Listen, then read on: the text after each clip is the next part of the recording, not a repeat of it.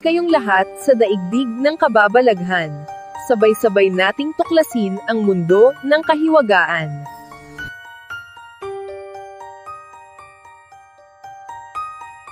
Ano nga ba ang ibig sabihin pag nabuntis ka sa panaginip?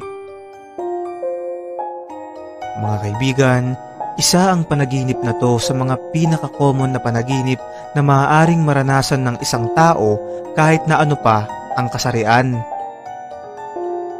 Ayon sa article na nilabas ng Choosing Therapy, ay meron daw itong 6 na iba't ibang ibig sabihin.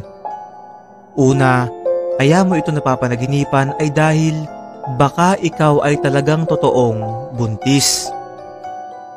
Ayon sa ilang dream experts, ay isa raw ito sa paraan ng bata sa iyong sinapupunan upang ipaalam sa iyo na meron kang buhay na dapat alagaan maliban sa iyong sarili. Maraming kababaihan na ang nakaranas ng panaginip na to na di kalaunan nung sila ay magpa-check up ay nalaman nilang sila nga ay talagang buntis. Pangalawa, kaya mo ito napapanaginipan ay dahil merong pagbabagong nangyayari sa iyong buhay. Yung pagbabago na yon ay nagbibigay sa iyo ng iba't iba at halo-halong emosyon na nananatili sa iyong subconscious at nagpapakita sa paraan ng pagiging buntis sa panaginip dahil gaya ng isang buntis, sila ay sumasailalim sa isang napakalaking pagbabago sa kanilang buhay. Pangatlo, kaya mo raw ito napapanaginipan ay dahil merong nawala sa iyo na isang bagay o tao na nagdulot ng isang traumatic experience para sa iyo. Yung lungkot at sakit na iyong naramdaman nung ito ay mangyari ay sinusubukang gamutin ng iyong subconscious sa paraan ng pagpapakita ng isang panibagong buhay sa iyong panaginip. Pang-apat mga kaibigan, ayon kay Sigmund Freud, isang neurologist, ay madalas daw mapanaginipan ng isang tao na siya ay buntis kapag sa tunay na buhay ay may nangyari sa kanyang isang sitwasyon na hindi niya inaasahan o hindi siya handa. Madalas daw kasi na ang initial reaction ng isang tao kapag nalaman niyang siya ay magkakaanak ay matatakot, lalo na kapag hindi sila handa ng kanyang partner, kaya napapanaginipan ito ng isang tao dahil ito ay similar case kapag may nangyaring isang bagay sa iyo sa tunay na buhay na hindi mo napaghandaan.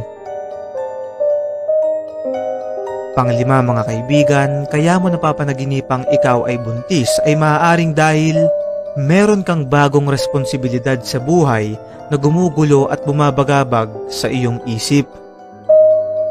Alam naman natin na ang pagiging magulang ay isang napakalaking responsibilidad at ang kaalaman na to ay nananatili sa kaloob-looban ng ating isip na dahilan upang ito ay ating mapanaginipan.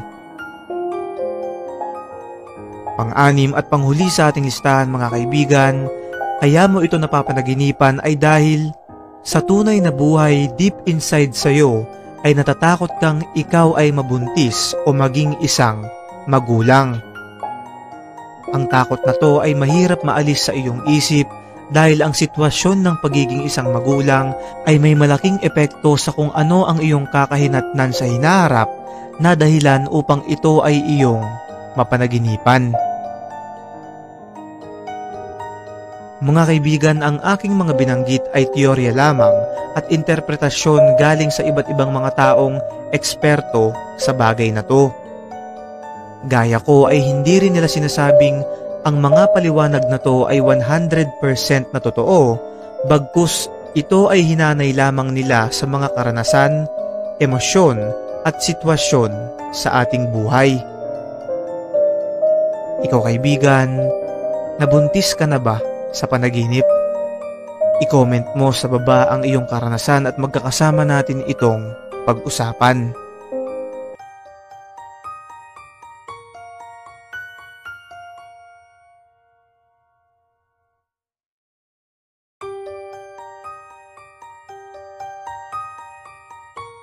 Natanggalan ka na ba ng ngipin sa panaginip?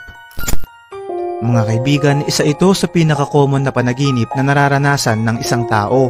Ayon sa paniniwala ng matatanda, ay masama raw ang ibig sabihin nito dahil may mangyayaring hindi maganda sa iyong buhay na pwede mong ikapahamak o di kaya naman ng iyong pamilya. Ayon sa pamahiin, upang ito ay makontra, paggising mo ay agad mong ikagat ang iyong ngipin sa kahoy para hindi matuloy ang anumang kamalasan. Ayon naman sa dream expert na si Laurie Lauenberg, ang ibig sabihin daw kapag natanggalan ka ng ngipin sa panaginip ay sa tunay na buhay, may mga nasasabi kang hindi magandang bagay tungkol sa ibang tao na umaabot pa sa puntong nawawalan ka na ng kontrol sa iyong sarili.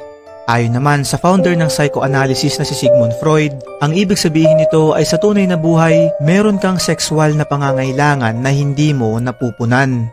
Ikaw kaibigan, naranasan mo na ba ang panaginip na to?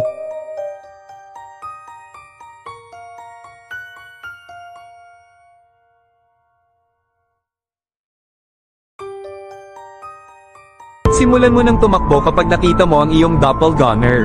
Mga kaibigan, ayon sa statistics ay merong humigit kumulang 8 billion na tao sa ating planeta. Pinaniniwalaan ng mga scientist na bawat tao raw ay mayroong 6 hanggang 9 na kamukhang kamukha niya dito sa mundo. Alam nyo ba na noong unang panahon ay meron silang tinatawag na doppelganger, isang paranormal phenomena na pinaniniwala ang nilikha ng demonyo.